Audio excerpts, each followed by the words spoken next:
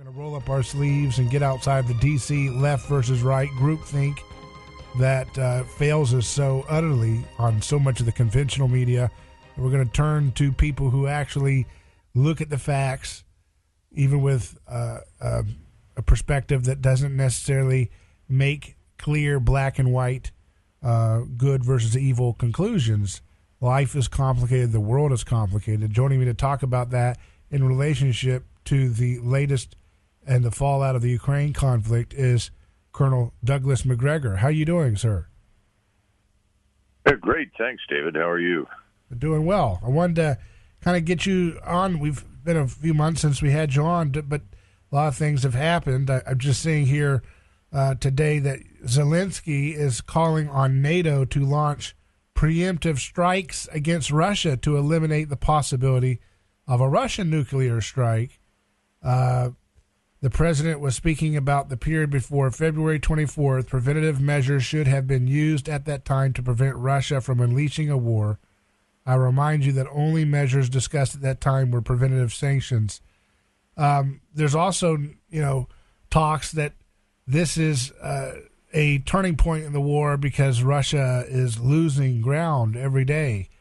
USA Today says Ukraine regains 150 miles of land, an expanding counteroffensive, and Russia blames NATO for the nuclear rhetoric. So give us the lay of the land as you've seen it as this war continues.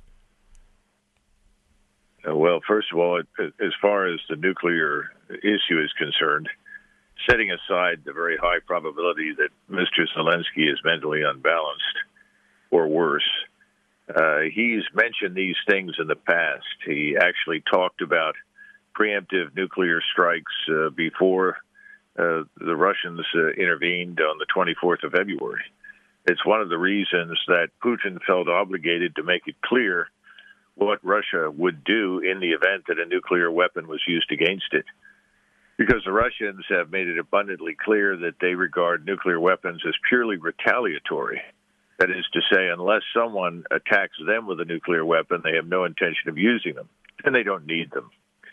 The second point is this nonsense about Russia is losing, the world is ending, and hundreds of miles are being retaken. It's all nonsense, and it's tragic because it's gotten to the point beyond absurdity. Today, the Ukrainians tried to circulate a video in which they showed allegedly Russian troops surrendering to them.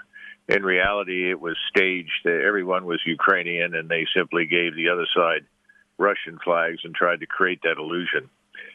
The truth is that Mr. Zelenskyy's remarks made to an audience in Australia are unambiguous evidence for Ukraine's impending destruction.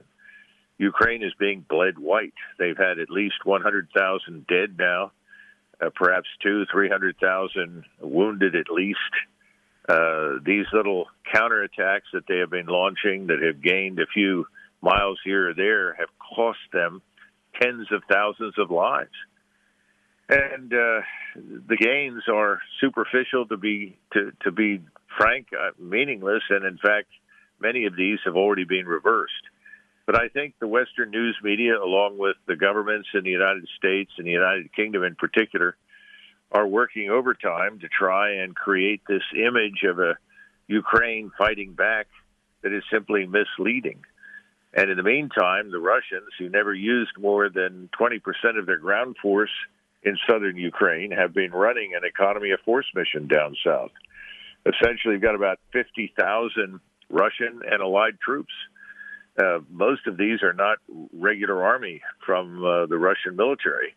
They are various formations of volunteers, mercenaries, allied units such as the Chechens, and they've done a brilliant job, frankly, of throwing back all these counteroffensives. And all of this is because the Russians are planning on a major offensive once the ground freezes, and they're building up for that. And they're also hoping that with these losses that the Ukrainians may suddenly come around to realizing that they're doomed. But obviously that's not the message that we're getting here in the United States through the mainstream media, nor is it popular in Western Europe. But nevertheless, it's true. And for those of us who bother to dig for the truth. You can find it. It's hard, but it can be done. And the sources I have make it abundantly clear that Russia is by no means in retreat, and it's certainly not losing. Yeah, I mean, that I'm looking at another story, MSN.com, saying Ukrainian army meets little resistance as it approaches city of Kherson. Getting closer to the city. It's the only city under Russian control on the western bank of, and it says the capture was the Kremlin's greatest success at the beginning of the war.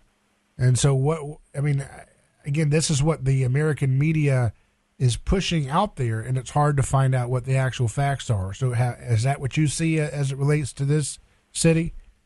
Well, first of all, Kherson is a region. The city they're talking about is on the west bank of the Dnieper, and that was a bridgehead that the Russians established months ago, fairly early, with the goal eventually of crossing and probably seizing Odessa. But at the moment, whatever is happening, I would be very suspicious of the reports, because frequently what occurs is that the Ukrainians move into an area, they take some losses, they establish themselves, they run up a flag, and then subsequently are driven out again at great cost. But the rest of the story is never provided. So I'm not sure I'd pay a great deal of attention to it. If you look at the map, which is everybody's focus, those lines change very little. And when they do change, you have to keep in mind that the terrain there is very open and rolling. And terrain in and of itself doesn't have a whole lot of value unless it provides you with some military advantage. And so the Russian and allied forces down there have been instructed by the Russian military leadership that if it makes sense for them to fall back and defend a better position, that they are certainly free to do so and don't need to ask permission to execute the move. It would be analogous to fighting your way back and forth across Kansas, vast stretches of open terrain. The real question is, what do you hold on to that gives you an advantage? And the Russians have done this. Now, the Ukrainians, on the other hand, have been trying desperately ever since the 24th of February to defend every last inch of Ukrainian territory, and then they've committed themselves under Zelenskyy to try and retake everything that they've lost.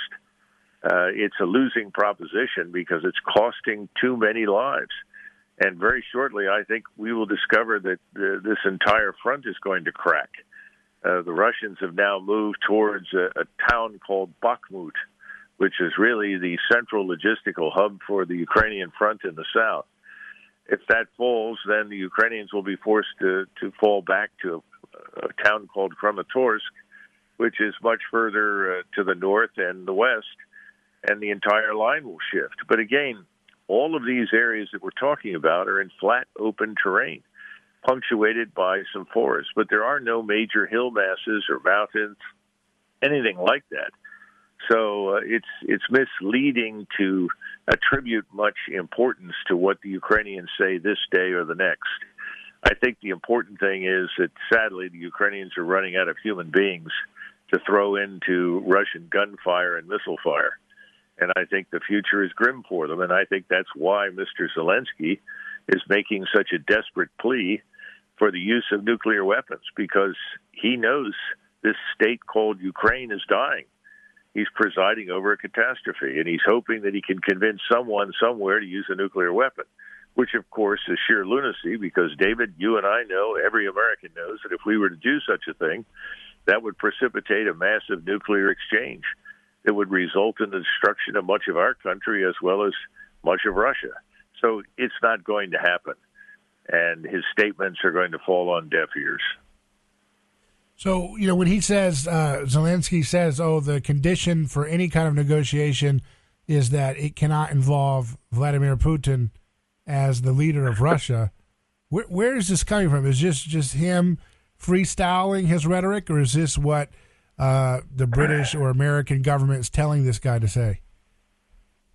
I think U.S. and U.K. intelligence agencies and operatives have been largely in control of Mr. Zelenskyy almost from the beginning. I don't think he cooked that up himself. That's a very interesting way to essentially reject the notion that you can negotiate. because the president of Russia is not going to resign to accommodate Mr. Zelenskyy. That's absurd, any more than Putin would demand that Mr. Zelenskyy be removed before he talked to the Ukrainians. You've never heard the Russians say anything ridiculous like that. So I suppose his handlers are telling him what to say and what to do. He looks terrible. He looks worn out and exhausted. I wouldn't place much emphasis on any of it at this stage. I think, sadly, we're just going to have to wait through much of the month of October until the ground freezes in November. And then I think this thing will be brought to a tragic but inevitable end. Because so the winter is going to really be where this is going to shake out, you're thinking here. Oh, I think so. I mean, look, the Russians never wanted to conquer Ukraine. There was never any interest in that. In fact, if Mr. Zelenskyy had been willing to sit down and talk with the Russians in March, they probably could have retained virtually everything that they have today in their state. What Mr. Putin's goal was to remove the threat to his country from eastern Ukraine. We had made a whole series of promises, none of which we kept to the Russians, about what we would or would not do in Eastern Europe. And after the coup of 2014, in which we installed a government that would do our bidding, we decided to transform eastern Ukraine into a launching pad for attacks against Russia.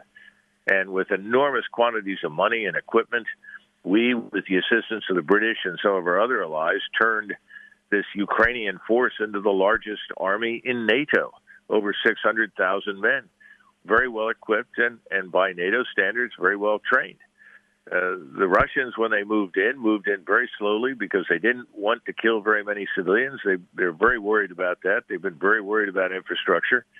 They really wanted to negotiate the removal of the danger to their country. When that became impossible, they went ahead and eliminated it. And that 600,000-man army was largely destroyed, David. It doesn't really exist anymore. And the people they're throwing into battle are, in many cases, people straight off the street, put into uniform, handed a weapon, and sent to the front with very little training or preparation.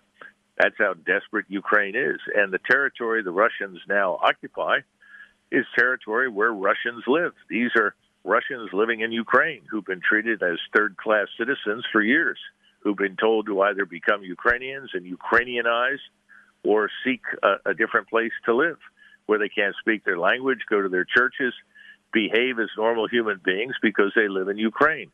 These people aren't going to become Ukrainians overnight, and so we had the Minsk Accords, and Putin tried desperately to get the British, the French, the Germans, and us to understand that his citizens, his Russian citizens, should be treated equally before the law, like Ukrainian citizens inside this large, multinational, multi-ethnic state.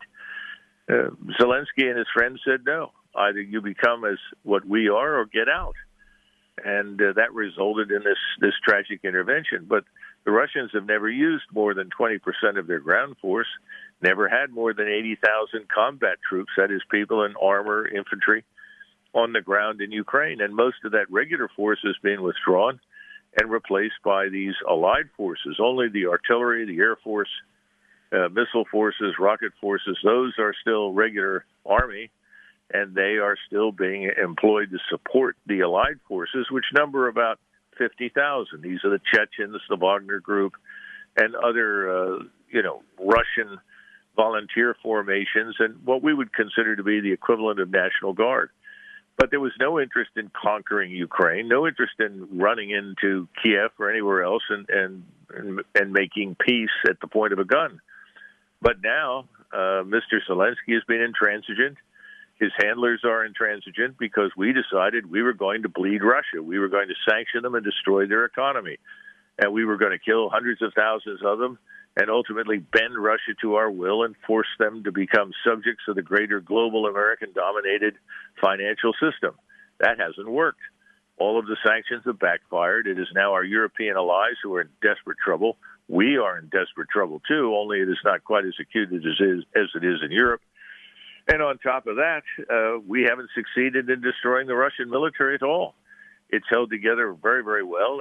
And as I said, right now you have this economy of force operation down in the south, while there's a massive buildup from Minsk all the way back into Western Russia of forces that will be launched eventually. As I said, I suppose when the ground freezes, because that's the best time to operate in that kind of terrain. So, when you see the reports out that this is far from over, this is all, in your opinion, propaganda meant to kind of create a PR campaign to get further support for this drawn-out conflict. What is really the motivation here? Is this just a money-making racket for the military-industrial complex on the American side of this, or do they really think that they can turn Ukraine into the new Afghanistan for the Russians? Well, as I explained earlier, I told you what it's really about, that there's this attempt to destroy Russia, that we've decided to make it this blood enemy that has to be eliminated because it refuses to march down the path that Europe has. Open borders, denationalization, unconditional support for whatever the EU and the World Economic Forum dictate. Russia's not going to participate in that. Wants nothing to do with it. Neither will China, nor India, nor Brazil, nor most countries outside of Europe and North America.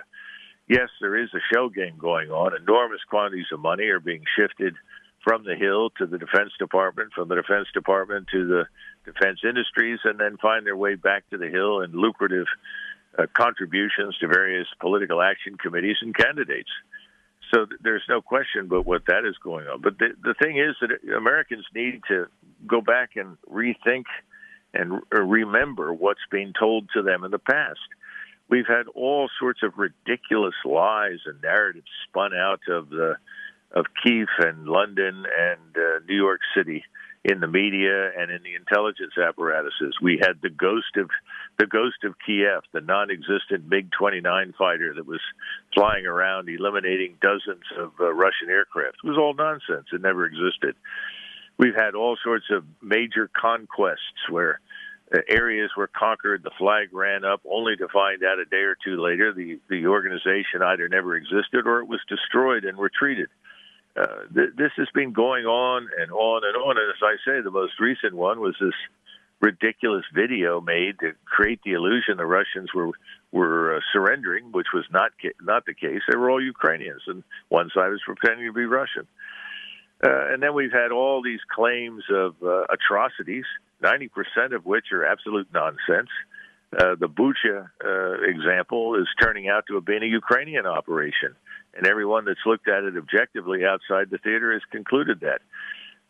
This is a very one-sided reporting system that is developed in the West. And Americans were told by Donald Trump over and over and over again, fake news, fake news, fake news. Well, he was right. The fake news continues, and Americans need to back away from it.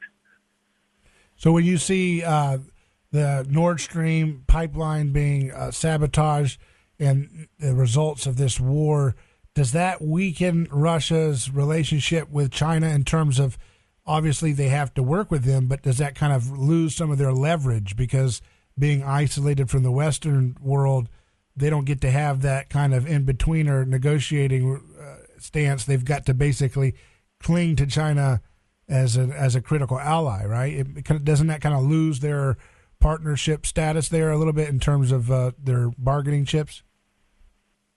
No, not at all. Russia has everything the Chinese desperately need.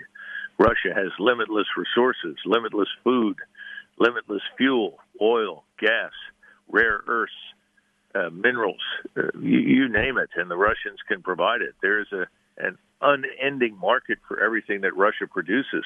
The truth of the matter is that Europe's isolation from Russia, which we've insisted upon, is destroying Europe, but it hasn't hurt Russia in the least.